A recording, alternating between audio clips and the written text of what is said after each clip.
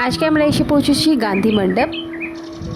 প্রথমে entry fees 20 rupees করে per head দিয়ে ভেতরে ঢুকে গেলাম। এটা গুয়াহাটির Sarania hills in the Ulubari area of Guwahati Assam. মিউজিয়ামে ঢুকি রাইট হ্যান্ডে ফার্স্টে গান্ধী মিউজিয়াম।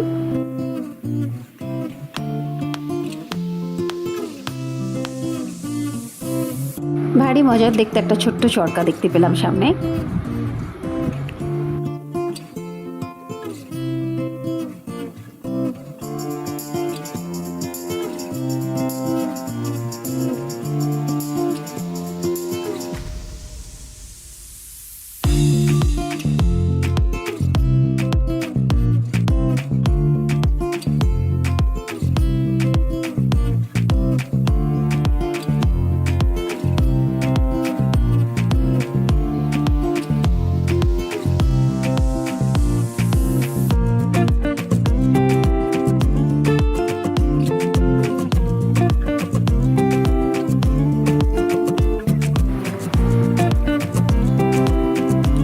সামনেই মহাত্মা গান্ধীর একটা বড় মূর্তি রাখা আছে এবং তার সঙ্গে রাখা আছে মহাত্মা গান্ধী যে সমস্ত জিনিসপত্র ইউজ করতেন, যেমন হেরিকেন, খড়ম,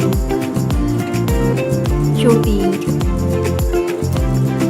এখানে লেখা রয়েছে মহাত্মা গান্ধী যখন আসামে এসেছিলেন তিনি যা যা জিনিসপত্র ইউজ করেছিলেন সেগুলো এখানে সংরক্ষণ করে রাখা আছে। তার মধ্যে চশমা আর যার উপর বইটা রেখে পড়তেন সেই স্ট্যান্ড, যখন আসামে এসেছিলেন তখনকার সমস্ত ছবি, আসামের ট্র্যাডিশনাল বাড়ির স্ট্রাকচার।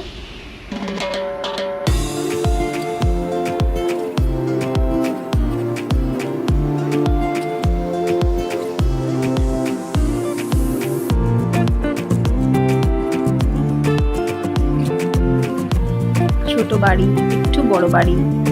এখন আমরা মিউজিয়াম থেকে বেরিয়ে মেন গান্ধী মণ্ডপে পৌঁছালাম।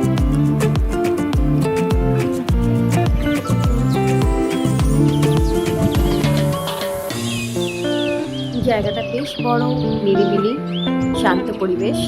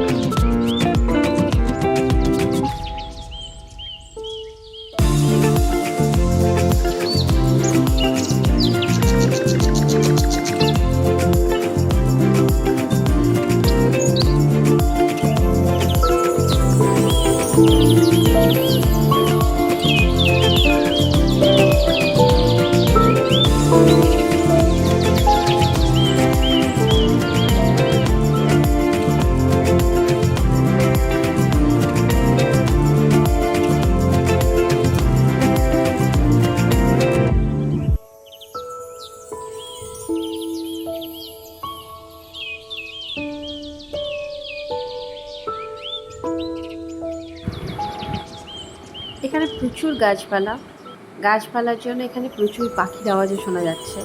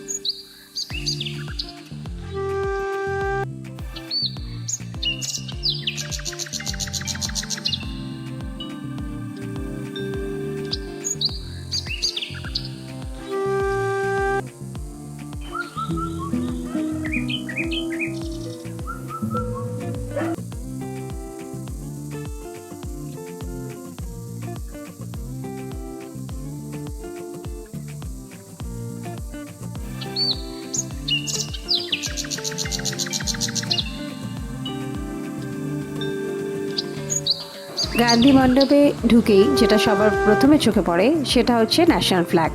আর এখানে ন্যাশনাল ফ্ল্যাগের হাইট হচ্ছে 319.5 feet, that means 97.4 metres. Gandhi মণ্ডপে এখানে লাইট অ্যান্ড সাউন্ড প্রোগ্রাম হয়, যেটা এখান থেকে দেখা যায় রাত্রিবেলা। আর এখানে যে জায়গাটা করা আছে এটা বসার জন্য, এর জন্য যদিও আলাদা চার্জেস নেওয়া হয় 50 রুপিস করে। আমি তো আজকে দেখব প্রোগ্রাম, আপনারাও পসিবল হলে প্রোগ্রামটা দেখে যাবেন।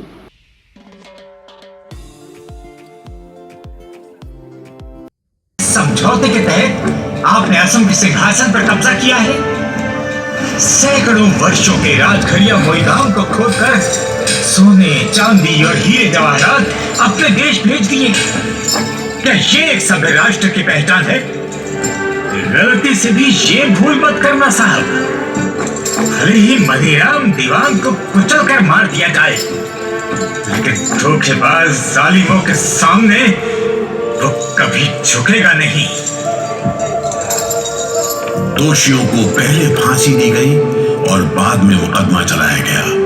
1830 में पियाली फुकन को फांसी दी गई और 26 फरवरी 1858 को मनीराम दीवान को फंदे से लटका दिया गया। इस प्रकार असम के पुत्रों पियाली फुकन, जयराम बरुआ, मनीराम दीवान, पियोली बरुआ और कुशाल कंवर को बेरहमी से फांसी पर लटका दिया गया।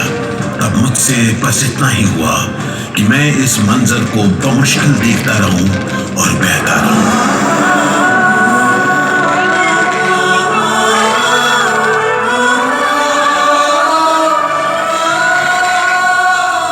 1756 में भागीरथी नदी के किनारे प्लासी का युद्ध हुआ, जहां से 200 साल के ब्रिटिश शासन का रास्ता खुला और शुरू हुआ मानव इतिहास में ब्रिटिश साम्राज्य के उपनिवेशवाद का काला अध्याय। जब 1765 में अंग्रेजों द्वारा ग्वालपाड़ा को शामिल किया गया तो राणा राम चौधरी की अध्यक्षता में 500 मूल निवासियों के एक समूह ने ब्रिटिश गढ़ पर चढ़ाई की। इस प्रकार 1788 का 22 नवंबर असम में अंग्रेजों के खिलाफ पहली बार युद्ध की तारीख के रूप में दर्ज है। उसके बाद 1905 में बंगाल के विभाजन ने क्रांति की लहर पैदा कर दी।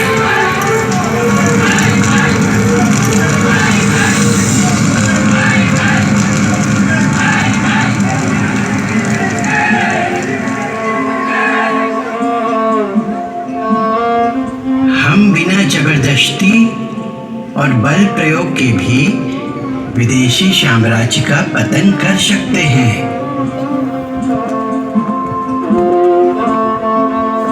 सुना रहा हूं तुम्हें दास्तान गांधी की, जमाने भर से है निराली शान गांधी की। रहे न रहे इसमें जान गांधी की, न रुक सकी न रुकेगी जबान गांधी की।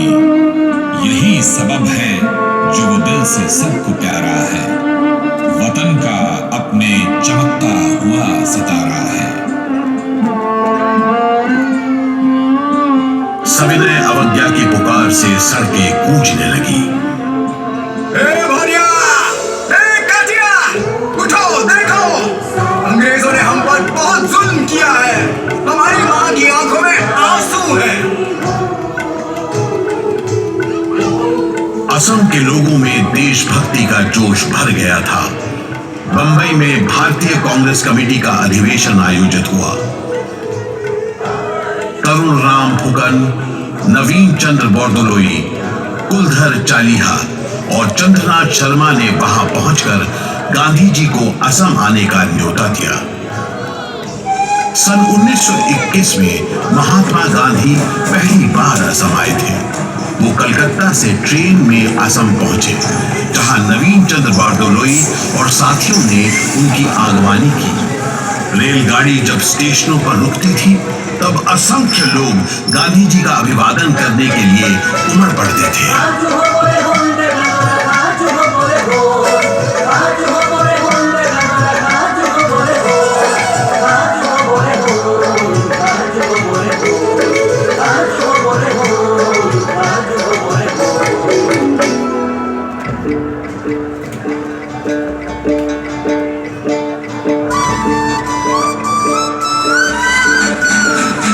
बजे रेलगाड़ी अमीन गांव स्टेशन पहुंची। गांधी जी रेलगाड़ी से उतरकर जहाज पर सवार हुए और गुवाहाटी नगर पहुंचे। भीड़ के बीच से होते हुए गांधी जी कनुराम फुकन के घर पहुंचे और उनके घर के सामने के मैदान में 25,000 लोगों की जनसभा हुई।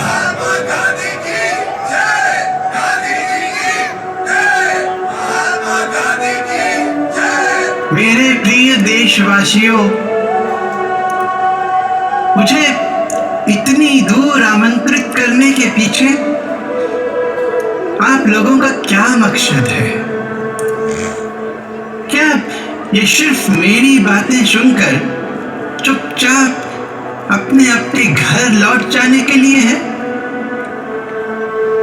अगर यही आपकी इच्छा है तो मैं क्षमा चाहता हूं, मुझे आगे कुछ नहीं कहना। नहीं, ऐसा मत करें। हम आपको इस तरह वापस लौटने नहीं देंगे। अगर आप लोग सचमुच स्वराज प्राप्त करना चाहते हैं तो ब्रिटिश सामान का बहिष्कार कीजिए। असम में भी पूरे भारत की तरह राष्ट्रवाद की अग्नि प्रखर थी। विदेशी कपड़े और सामान आग में झोंक दिए गए। हर वर्ग के लोगों ने ब्रिटिश सामान के बहिष्कार में हिस्सा लिया।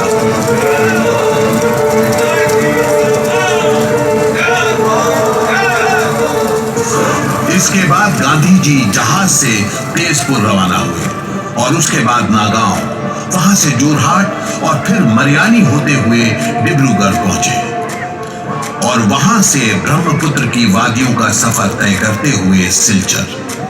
दिसंबर 1926 में कांग्रेस का अधिवेशन पांडु में आयोजित हुआ। तब महात्मा दूसरी बार असम आए।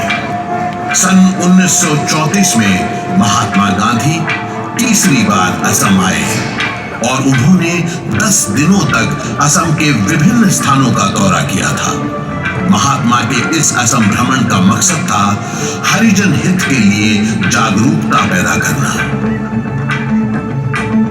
वर्ष 1942 ये वो समय था जब भारत छोड़ो आंदोलन जोर पकड़ चुका था। करो या मरो के नारे के साथ पूरे देश में आम लोग सड़कों पर उतरकर प्रदर्शन कर अंग्रेज सरकार का विरोध कर रहे थे। स्वाधीनता संग्राम में सन 42 की क्रांति का योगदान एक सुनहरा अध्याय है। उधर विश्व युद्ध में सिंगापुर अंग्रेजों के हाथ से निकल गया और अब लड़ाई का केंद्र असम बन गया। जंगल, मैदान और खेत, हर जगह फौजी शिविर नजर आते थे। शहरों और कस्बों में ब्रिटिश सेना के जवान तैनात कर दिए गए, लेकिन इसके बावजूद असम के स्वतंत्रता सेनानी दुगने जोश से आगे बढ़ते गए। यह ऐसा समय था जब शंकर बरुआ, लखी गोस्वामी, महेंद्र हजारिका, ज्योति प्रसाद अग्रवाला, ब्रिज शर्मा जैसे अनेक सेनानियों ने भूमिगत होकर राजनीतिक हलचल मचा दी थी।